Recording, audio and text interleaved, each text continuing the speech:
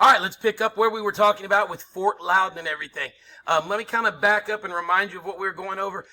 First off, you're going to see early on these long hunters coming over the mountains, and they could make a massive amount of money by hunting for 6 months, getting all those hides, tanning them out themselves, and then bringing them back and selling them. I tried to explain to one of my classes today, a deer skin or a bear skin would have been like the iPhone of its day.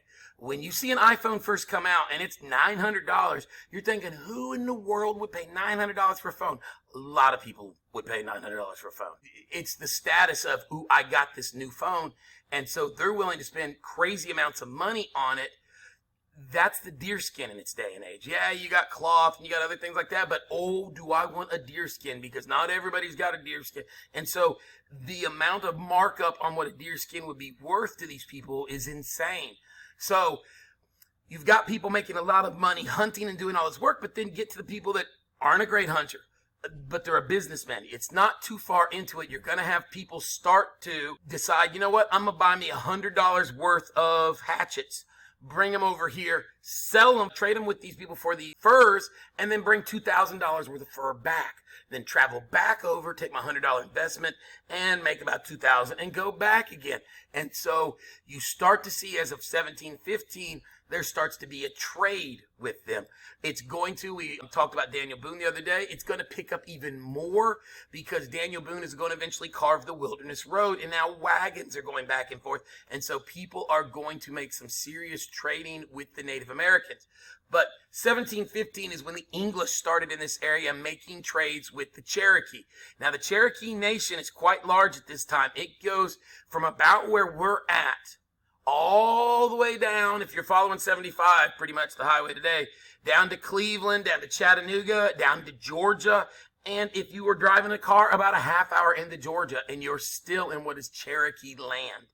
So it is a big swath of land from where we're at all the way down into Georgia. And they are trading with them. So the French start coming into this area and they're trading with the Cherokee. You're going to have then that happen in 1725. In 1736, the Chickasaw out in western Tennessee, out in Memphis area, are going to have a problem with the French. I'll tell you right now what happened. The English paid the Chickasaw to attack the French. The French and the English tend to hate each other, and it just keeps going and going and going. But they have where the Chickasaw and the French have a little quarrel. They settle it. They sign a peace treaty. Now what the French do is they start trading out there and put up a trading post with the Chickasaw. The Cherokee want this in their area too. And so they begin to petition the English government, please, can we have a fort? Why do they want a fort? It makes trade safer. If you were to come over in a wagon with goods over here, what's to stop somebody from attacking your wagon and taking everything beforehand? If you're in the middle of a trade, what's to stop somebody from attacking and taking what you're trading me and what I've got to trade? And so it lends towards a dangerous thing. And what you're going to see is there's a man named William Bean. He is going to start the town of Bean Station, which is going up towards Bristol. He comes into the area, builds a cabin, and he begins to trade with the Cherokee out of this cabin and have people go back and forth and bring supplies. What this does, and this is why they want the fort, it puts a centralized location for the trade. If you needed a trade for a hatchet, you knew right where to go, to William Bean's cabin. And so that's why the Cherokee are like, please build us a fort. So we have a place we know to go. Well, in 1757, this is when Little Carpenter and them keep asking for a fort. And the British are like, no, we're not building you a fort. And that's when Little Carpenter says, you know what? I know we're in the middle of this French and Indian war right now. It'd be great if the Cherokee joined the French. And that's when the English said, hey, we would love to build you a fort. It really worked well for them to be able to threaten to join the French, because that's a large group of Native Americans that would have joined the French. That would not have gone well for us. So we decide to build a fort. And in June of 1757, the fort is completed. That is Fort Loudon, what we see out there. That is the westernmost fort at this time. It becomes a trading post for the Cherokee. To be honest, it looked like a big Walmart going on because the Cherokee were showing up, and there's actually signs at the fort that would say things like 25 deer skins equals 1 rifle, 5 pounds of shot equals 2 deer skin. 1 hatchet equals 1 deer skin. And so they had a list of what it cost them. It's not changing for everybody. It's the same for everybody. And that brave could come in, see, I need 1 hatchet to 1 deer skin. Go get a deer, tan out the hide, bring it back, and boom, there you go. They got their hatchet. So the Cherokee are loving this. The English are loving this because we're trading what was cheap for us for what's expensive for us. To them, the deer skins for the hatchets and things like that. In fact, it gets so well that when they build the fort, it is a defensive fort. It's got high walls. They put honey locust trees around the outside in rows. Honey locust trees have thorns that are like that long on them. They did this so you're not climbing through those trees. You have to come in through the area where there is not trees, and that puts the field of fire in shot. So it's a very defensive fort. In fact, they clear the land all around it so that if somebody starts to attack, they can see you coming up. You're in the open right there. But things are going so well with the Cherokee, they plant corn outside the thing, which is not going to be going well when they go to war with the Cherokee here, because now your food is outside the fort. Not a good idea, all right? I mean, it is just not a good idea. Things are going well with the Cherokee so much that some of the men, soldiers, are actually marrying Cherokee women and living outside the fort in little villages and just show up at work each day in the fort. So things are going well at this point. They're not going to stay that way. There is a picture of Fort Loudon, like I say. You can go to it today. It's right over there. You need to go during a trade fair. That is the best time to go. Here's another picture of it, and there's a video at the bottom. I'm sure your teacher will come back in just a minute.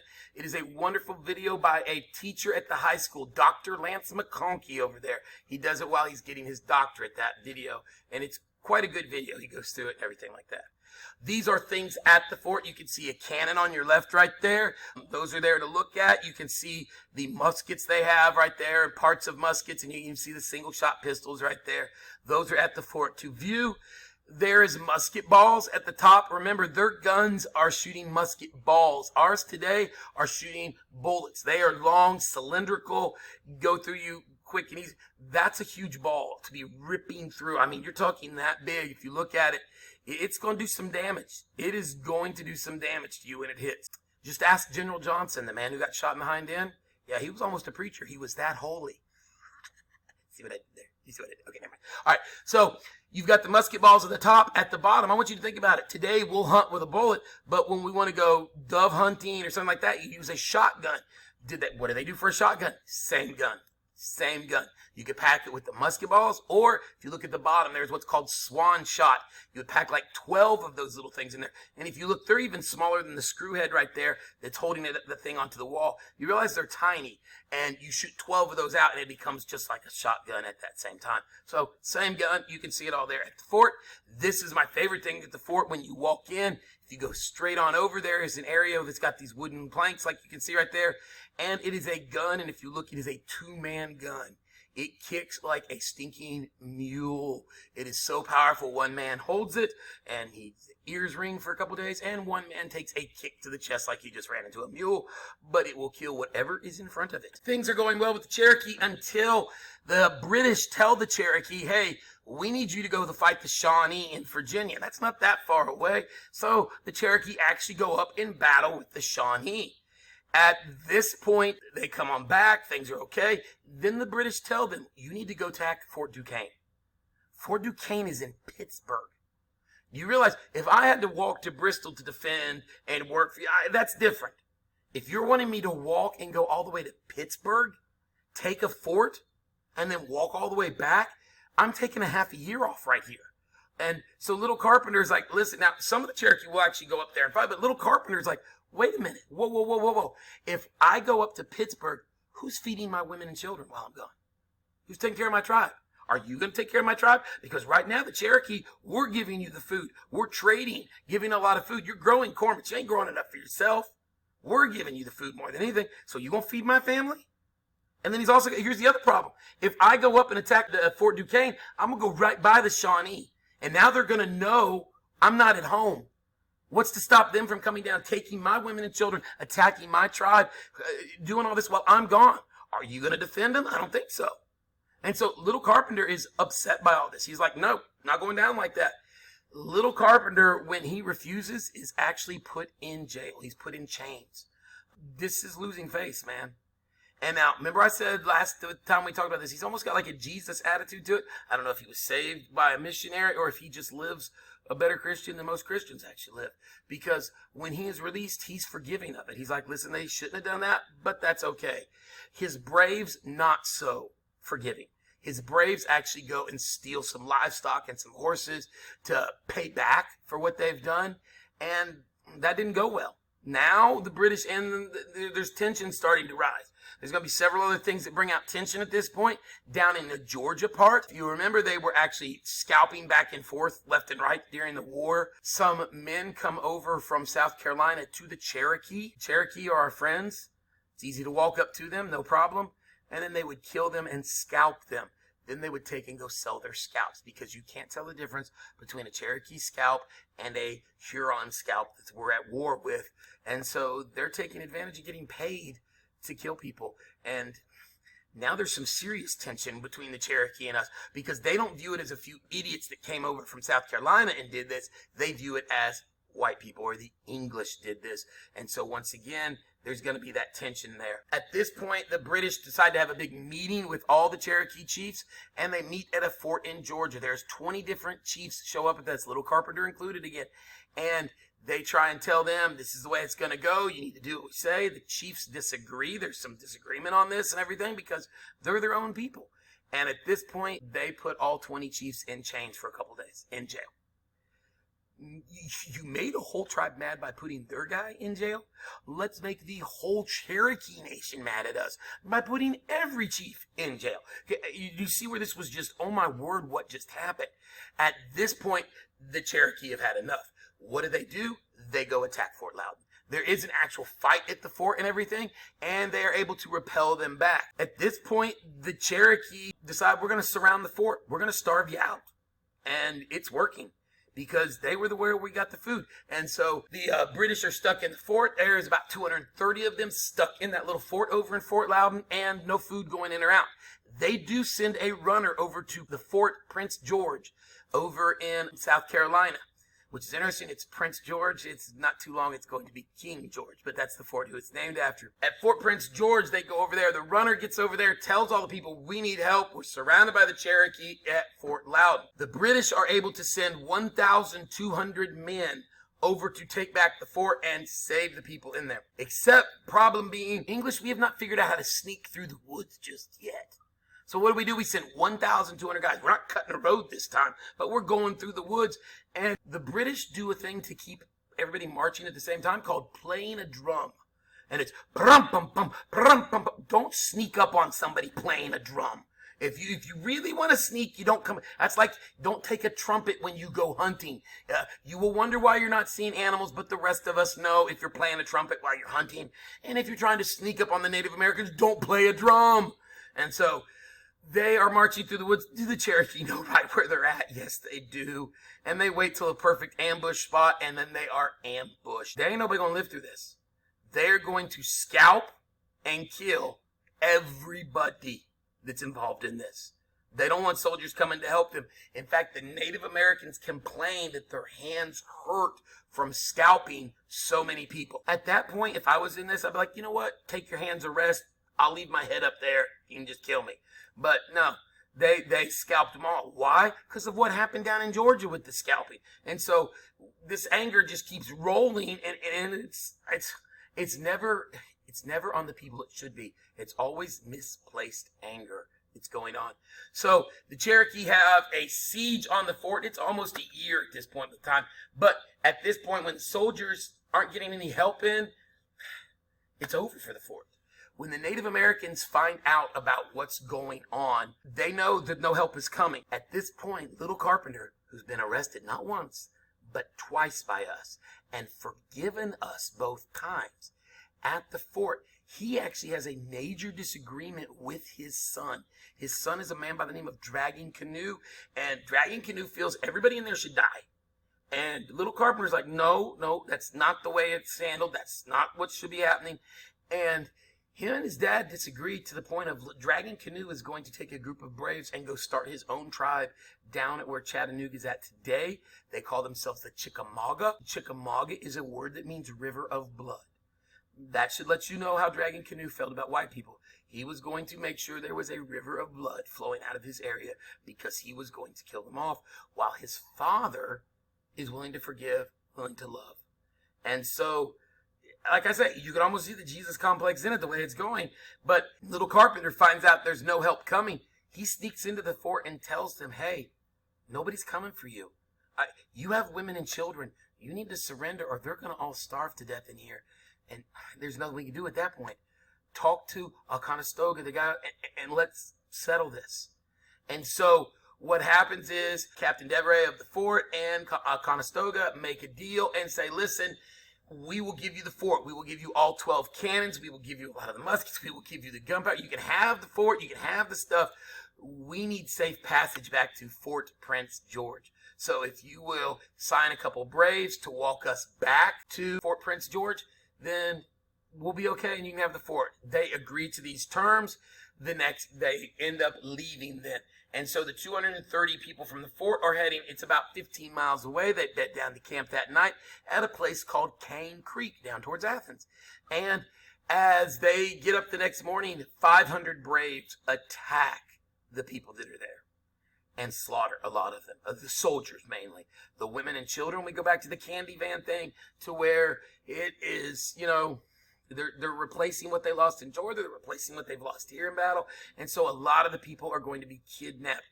The soldiers are going to be killed. Little Carpenter at this point, during the attack, there's a brave that has Captain Stewart and is going to scalp him and kill him to get the honor of Captain Stewart, killing one of the White Hares, captains and stuff.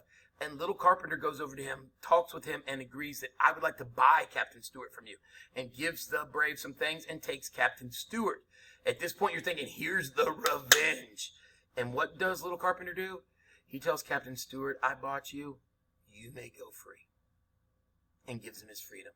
Pays what he has just to set the man free. You see what I'm talking about? He's been wronged, he forgives. He's been wronged, he's forgive. People are in trouble. It's his enemy. He is good to his enemy. And then when his enemy is at his wit's end, he is willing to almost give up what he has just to buy them freedom. I would really love to meet Little Carpenter one time. That is just an interesting man. And so that then, at that point, they burn Fort Loudon down, and it is over, and it is gone. We're almost done for the day, but let's go to the next thing. You watch that video. It's hilarious if you like Fresh Prince of Bel-Air. And now, England is saddled with massive amount of war debt.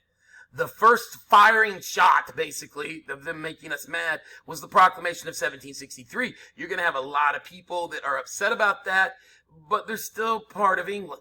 Now, after the war is over, Sir Richard Grenville, we'll find out in a second, is going to say, you know what? We had war in Africa, India, and the Caribbean, and Americas. You know what? If we raise taxes, everybody's got to pay for it. The English, I'll have to pay for it in England for this war. So you know what? Let's make the Americans pay for it. Let's double and triple and quadruple their taxes, but that way I don't have to tax myself.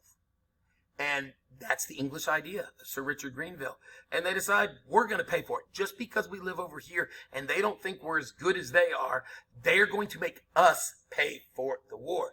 Another shot in us leading up to a revolution to where now we're like, no. If they would have made everybody pay for it, I don't think we'd have had a revolution.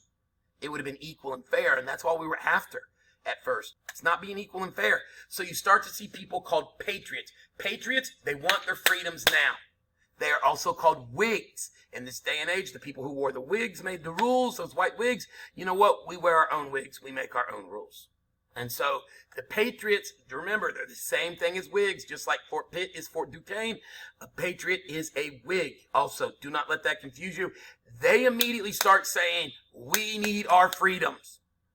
You're going to have a bunch of people called Loyalists, too, who don't understand leaving just let. That's our country. Our country's in trouble, but it's still our country. They are loyal to England. They think we're being ungrateful, that they helped us win a war and we're not willing to pay for it. That's the way they view us at first, the Patriots. The Loyalists are also called Tories, so do not let that confuse you. Loyalist is a Tory is a Loyalist, a Patriot is a Whig is a Patriot. So do not let that confuse you. The best example I can give is this. If I walked into the room and looked at you tonight and said, hey, you have 2 pages of homework due tomorrow, you're not going to say anything to me, but you'll talk about me after you leave. If you walked in and I said, hey, 50 pages of homework due tomorrow, there's going to be people that jump up like, listen here, fat man, we ain't doing it.